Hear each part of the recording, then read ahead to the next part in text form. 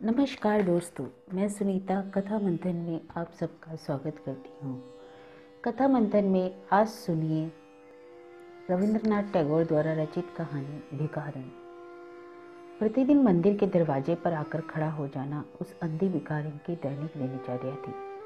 दर्शन करने वाले बाहर निकलते तो वह अपने दोनों हाथ फैला देती और नम्रता से कहती, बाबूजी, अंधी पर दया हो जाए। वह यही जानती थी कि मंदिर में आने वाले मनुष्य बहुत सहृदय और श्रद्धालु हुआ करते हैं। उसका यह अनुमान मिथ्या न था। आने जाने वाले दो चार पैसे उसके हाथ पर रख ही देते थे। अंधी उनको दुआएं देती और उनकी सहृदयता को सहारती। औरतें भी उसके पल्ले में थोड़ा बहुत अनाज डाल दी जाया करती थी। सुबह से शाम तक वह इसी प्रकार आगंतुकों के समक्ष हाथ फैलाए खड़ी रहती।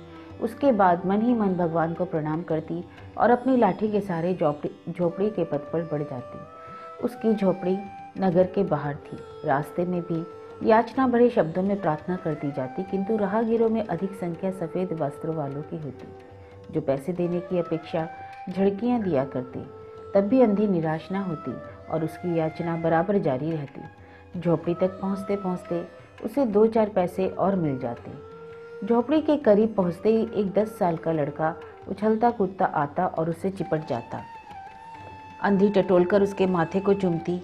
बच्चा कौन है, किसका है, कहाँ से आया है, इस बात से उसको किसी को कोई परिचय नहीं था। 5 साल हुए। पास पड़ोस वालों ने उसे अकेला खेलते देखा। इन्हीं दिनों एक शाम को लोगों ने उसके गोद में बच्चा देखा। वह रो रहा था। अंधी उसका मुंह चूम चूम कर उसे चुप कराने की कोशिश कर रही थी। कोई असाधारण घटना न थी, इसलिए कभी किसी ने न पूछा कि बच्चा किसका है। उसी दिन से यह बच्चा अंधी के पास था और प्रसन्न था। उसको वह अपने से अच्छा खिलाती पिलाती और पहनाती। अंधी ने अपनी झोपड़ी में एक हड़ियां गाड़ रखी थी। शाम के समय कुछ मांगकर लाती और उसमें डाल देती। उसे किसी वस्तु से ढक देती, इसलिए कि दूसरे व्यक्ति की दृष्टि उस पर ना पड़े। खाने के लिए अन्न काफ़ी मिल जाता था, उसी से काम चलाती। पहले बच्चे को पेट भर खिलाती, फिर स्वयं खाती और रात को बच्चे को अपनी छाती से लगाकर वहीं सो जाती। सुबह होते ही उसको खिला पिलाकर फिर मंदिर के दरवाजे पर जा खड़ी होती। काशी में एक बहुत ही प्रसिद्ध व्यक्ति है, सेठ बनारसी दास। बच्चा बच्चा उनकी कोठी को जानता है। बहुत बड़े धर्मात्मा और देशभक्त हैं। धर्म में उनकी बड़ी आस्था है। सेठ दिन के 12 बजे स्नान ध्यान में संलग्न थे, परंतु ऐसे आदमियों का भी तांता बंधा रहता है जो अपनी पूंजी सेठ जी के पास धरोहर के रूप में रखने आते थे। सैकड़ों भिखारी थे, अपनी जमा पूंजी इन्हीं सेठ जी के पास जमा कर जाते। अंधी को भी यह बात मालूम थी, किंतु पता नहीं क्यों अब तक वह अपनी कमाई यहाँ जमा कराने में हिचकिचाती थी। उसके पास अब काफ़ी रुपए हो गए थे।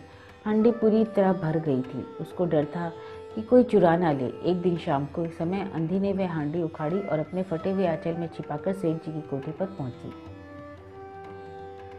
सेठ जी बही खाते के पृष्ठ उलट रहे थे। उन्होंने पूछा, क्या है बुढ़िया? अंधी ने हंडी उनके आगे सरका दी और डरते डरते कहा, सेठ जी, इसे अपने पास जमा कर लो, मैं अंधी अपाइज कहाँ रखती फिरूंगी। सेठ जी ने हंडी की ओर देखकर कहा, इसमें क्या है? अंधी ने उत्तर दिया, भीख मांग मांग कर अपने बच्चे के लिए 2-4 पैसे इकट्ठे किए हैं। इन्हें अपने पास अब रखते हुए डरती हूँ, कृपया इन्हें अपनी कोठी में रख लें। सेठ जी ने मुनीम की ओर इशारा करते हुए कहा, बही में जमा कर लो। फिर बुढ़िया से पूछा, तेरा नाम क्या है? अंधी ने अपना नाम बताया। मुनीम जी ने नकदी गिनकर उसके नाम से जमा कर ली और वह सेठ जी को आशीर्वाद देते ही अपनी झोपड़ी में चली गई। इस प्रकार 2 वर्ष बहुत सुख के बीते, लेकिन दुर्भाग्यवश एक दिन लड़के को ज्वर ने आ घेरा। अंधी ने दवा दारू की, झाड़ फूक से भी काम लिया, टोने टोटके की भी परीक्षा की, परंतु सारी कोशिशें बेकार साबित हुई। लड़के की दशा दिनों दिन खराब होती गई। अंधी का हृदय टूट गया। उसके साहस ने जवाब दे दिया। वह निराश हो गई, परंतु फिर ध्यान आया कि शायद डॉक्टर के इलाज से कुछ फायदा हो जाए। इस विचार के आते ही वह गिरती पड़ती सेठ जी की कोठी पर जा पहुंची।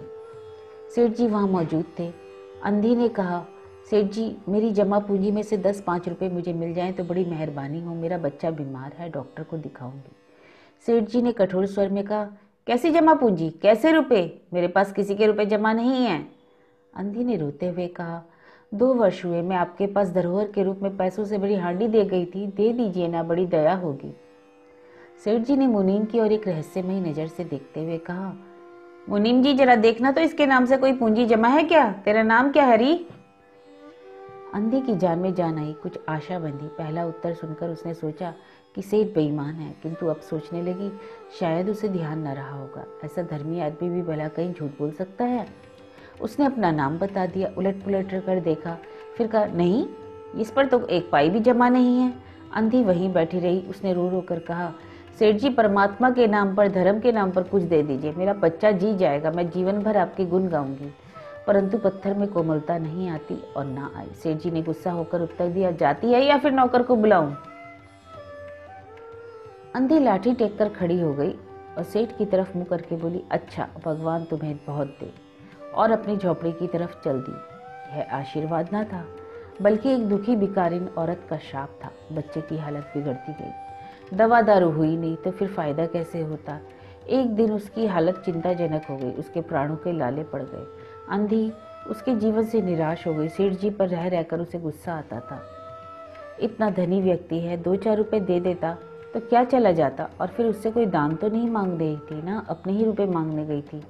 सेठ जी से उसे घृणा हो गई। बैठे बैठे उसको कुछ ध्यान आया। उसने अपने बच्चे को गोद में उठा लिया और ठोकरे खाती गिरती पड़ती सेठ जी के पास जा पहुंची और उसके दरवाजे पर धरना देकर बैठ गई। बच्चे का शरीर जोर से भभक रहा था और अंधी का कलेजा भी। एक नौकर किसी काम से बाहर आया। अंधी को बैठा देखकर उसने सेठ जी को खबर दी। सेठ जी ने आज्ञा दी कि उसे भगा दो। नौकर ने अंधी को चले जाने को कहा, किंतु वह उस स्थान से ना हिली। मारने का डर दिखाया, टस से मस ना हुई। उसने फिर अंदर जाकर कहा कि वह नहीं टलती। सेठ जी खुद बाहर आए, देखते ही पहचान गए। बच्चे को देखकर उन्हें बहुत अचंभा हुआ। उसकी शक्ल सूरत उनके मोहन से बहुत मिलती जुलती थी। 7 वर्ष हुए मोहन किसी मेले में खो गया था। उसकी बहुत खोज की, परंतु कहीं पता न चला। उन्हें याद आने लगी कि मोहन की जांघ पर एक लाल रंग का तिल था। इस विचार के आते ही उन्होंने अंधी की गोद में पड़े बच्चे की जांघ देखी। तिल अवश्य था, परंतु पहले से कुछ बड़ा। अब उनको यकीन हो गया कि बच्चा उन्हीं का है। उन्होंने तुरंत उससे छीनकर अपने कलेजे से चिपका लिया। शरीर बुखार से तप रहा था। नौकर को डॉक्टर लाने के लिए भेजा और स्वयं मकान के अंदर चल दिया। अंधी खड़ी हो गई और चिल्लाने लगी, मेरे बच्चे को ना ले जाओ, मेरे रुपए तो हजम कर गए, अब क्या मेरा बच्चा भी मुझसे छीनोगे? सेठ जी बहुत चिंतित हुए, कहा, बच्चा मेरा है, यही एक बच्चा है, 7 वर्ष पूर्व कहीं खो गया था, अब मिला है, इसलिए इसे कहीं नहीं जाने दूंगा। लाख कोशिश करके भी इसके प्राण बचाऊंगा। अंधी ने एक जोरदार ठहाका मारा। तुम्हारा बच्चा, इसलिए लाख यत्न करके भी बचाओगे? मेरा बच्चा होता तो उसे मर जाने देते। क्यों? यह भी कोई न्याय है? इतने दिन तक खून पसीना एक करके उसको पाला है, मैं उसको अपने हाथ से नहीं जाने दूंगी। सेठ जी की गरीब हालत अजीब हो गई। उनसे कुछ करते धरते नहीं बन पड़ा। कुछ देर मौन खड़े रहे, फिर मकान के अंदर चले गए। अंधी बहुत देर तक खड़ी रोती रही, फिर वे अपनी झोपड़ी की ओर चल दी। दूसरे दिन ईश्वर की कृपा हुई या दवा ने जादू का प्रभाव दिखाया। मोहन का बुखार उतर गया। होश आने पर उसने आंखें खोली तो सर्वोत्तम शब्द उसकी जुबान से निकला, माँ। चारों ओर अजनबी शक्लें देखकर उसने नेत्र फिर बंद कर लिए। उसी समय उसका ज्वर फिर बढ़ना शुरू हो गया। माँ की रट लगी हुई थी। डॉक्टर ने जवाब दे दिया। सेठ जी के हाथ पांव फूल गए। उन्हें चारों तरफ अंधेरा ही अंधेरा नजर आने लगा। क्या करूं? अब एक ही बच्चा है, इतने दिनों बाद मिला और मौत उसको अपने चंगुल में दबा रही है, कैसे बचाऊं? अचानक उसको अंधी का ध्यान आया। पत्नी को बाहर भेजा कि देखे कहीं अब वे दरवाजे पर ना बैठे हुए, परंतु उसका पता नहीं था। सेठ जी ने गाड़ी तैयार करी और बस्ती के से बाहर उसकी झोपड़ी पर पहुंचे। झोपड़ी बिना दरवाजे की थी। अंदर चले गए। देखा अंधी एक फटे पुराने टाट पर पड़ी थी और उसकी आंखों से अश्रुधारा बह रही थी। सेठ जी ने धीरे से उसको हिलाया। उसके शरीर भी अग्नि की तरह तप रहा था। सेठ जी ने कहा, बुढ़िया, मेरा बच्चा मर रहा है, डॉक्टर निराश हो गया, रह रहकर तुझे पुकारता है, अब तू उसके प्राण बचा सकती है, चल चल मेरे यहाँ चल, नहीं तो मेरे बच्चे की जान निकल जाएगी। अंधी ने जवाब दिया, मरता है तो मरने दो ना, मैं भी तो मर रही हूँ। हम दोनों स्वर्ग लोक में फिर माँ बेटे की तरह मिल जाएंगे। इस लोक में सुख नहीं है, वहाँ मेरा बच्चा सुख से रहेगा, मैं वहाँ ठीक तरह से उसकी सेवा करूँगी।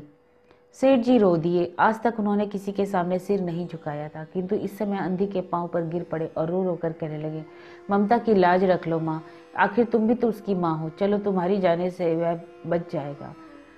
माँ, माँ शब्द ने अंधी को बेचैन कर दिया। उसने तुरंत कहा, अच्छा चलो। सेठ जी ने उसको सहारा देकर बाहर लाए और गाड़ी में बिठा दिया। गाड़ी घर की ओर दौड़ने लगी। कोठी आ गई। सेठ जी ने सहारा देकर अंधी को उतारा और अंदर ले गए। भीतर जाकर अंधी ने मोहन के माथे पर हाथ फेरा। मोहन पहचान गया कि उसकी माँ का हाथ है।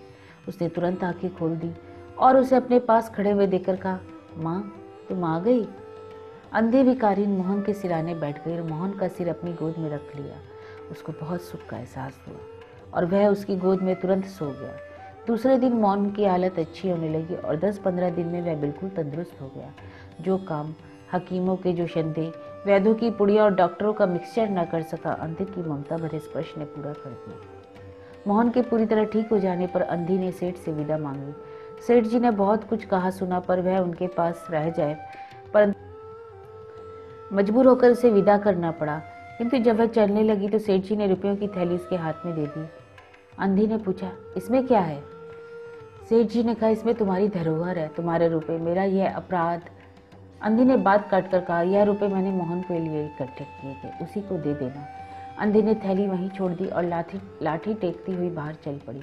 बाहर निकलकर फिर उसने उस घर की और नेत्र उठाए। उसकी आंखों में आंसू बह रहे थे, किंतु वह एक भिखारिन होते हुए भी सेठ से महान थी। इस समय सेठ भिखारी था और वह एक दाता थी। तो यह कहानी थी रविंद्रनाथ टैगोर द्वारा रचित भिखारी।